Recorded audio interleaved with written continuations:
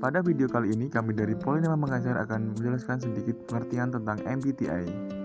Nah, sebelumnya teman-teman pasti sudah mengetahui tentang sifat introvert dan extrovert. Nah, ini nanti ada kaitannya tentang MBTI. Apa itu? Mari kita bahas. Sebelumnya, MBTI adalah panjangan dari Myers-Briggs Type Indicator. Teori MBTI dipopulerkan oleh Isabel Briggs Myers dan Catherine Briggs pada tahun 1940 berdasarkan tipologi kepribadian Carl Jung yang mempopulerkan istilah introvert dan extrovert.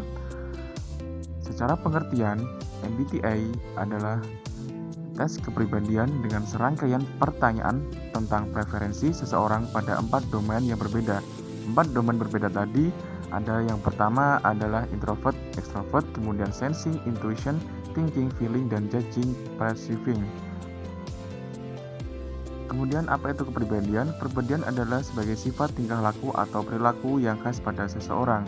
Nah, kepribadian MBTI sendiri mengacu pada keempat klasifikasi atau domain MBTI tersebut.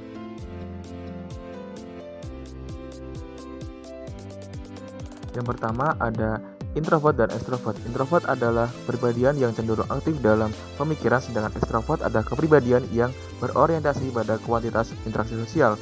Kemudian ada sensing, intuition. Sensing adalah tipe yang secara mandiri mempelajari lingkungan sekitar, sedangkan tipe intuition cara berpikir abstrak, berimajinasi dan mengandalkan intuisi. Kemudian thinking dan feeling. Seseorang yang memutuskan secara impersonal berdasarkan data empiris dan fakta adalah tipe thinking yang cenderung logis dan konsisten, sedangkan tipe feeling membuat keputusan berdasarkan emosi yang dirasakan. Kemudian yang terakhir judging dan perceiving. Judging adalah tipe kepribadian MBTI yang cenderung bersikap tegas dan teguh pendirian, sedangkan tipe perceiving sebaliknya adalah mereka yang cenderung fleksibel, adaptif, bahkan dengan hal-hal yang belum pernah dihadapi. Ada 16 tipe kepribadian dalam Myers-Briggs Type Indicator. Yang pertama ada INFP. INFP adalah orang yang idealis, teguh, memegang prinsip, dan setia terutama pada orang-orang penting dalam hidupnya.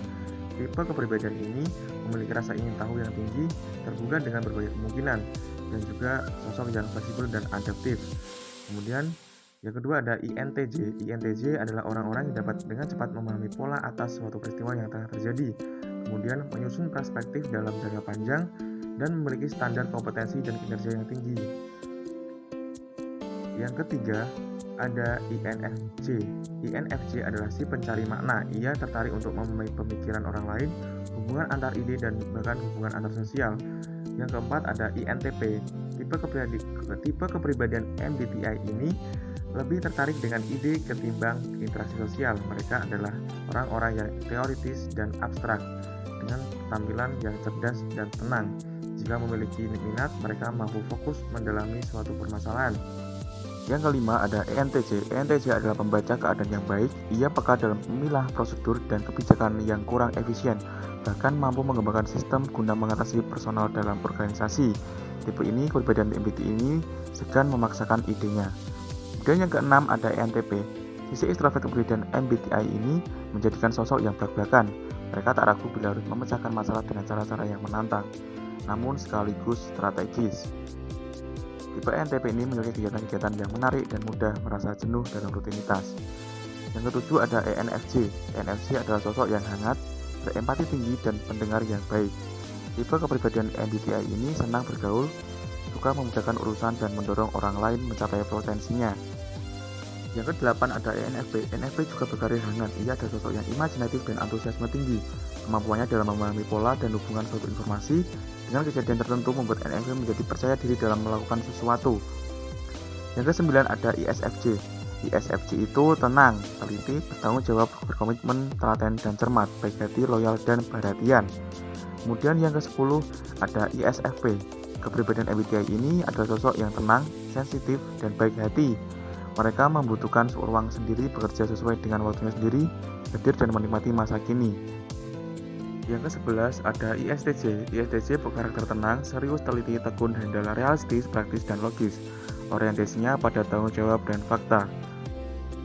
Kemudian yang ke-12 ada ISTP. Tipe kepribadian ini berkarakter toleran dan fleksibel. Ketenangannya dalam menganalisis membuatnya mampu bertindak cepat, menemukan solusi. Yang ke-13 ada ESFJ. ESFJ adalah karakter yang suka bekerja sama dalam lingkungan yang harmonis. Mereka mampu memahami kebutuhan orang lain berusaha memenuhinya. Kemudian yang ke-14 adalah ESFP. Tipe kepribadian ini adalah sosok yang ramah, bersahabat, fleksibel, adaptif, spontan, dan mencintai kehidupan sendiri dan orang lain. Kemudian yang ke-15 adalah ESTJ. ESTJ adalah tipe yang praktis, realistis, berorientasi fakta, dan tegas. Ia tahu bagaimana mengatur pekerjaan secara efisien agar diperoleh hasil terbaik. Yang terakhir yang ke-16 ada ESTP. ESTP ini adalah sosok yang fleksibel dan toleran, suka menjalin komunikasi yang aktif juga. Bagi ESTP, teori itu membosankan, maka dia lebih memilih untuk melakukan sesuatu secara langsung, sehingga lebih mudah dicerna.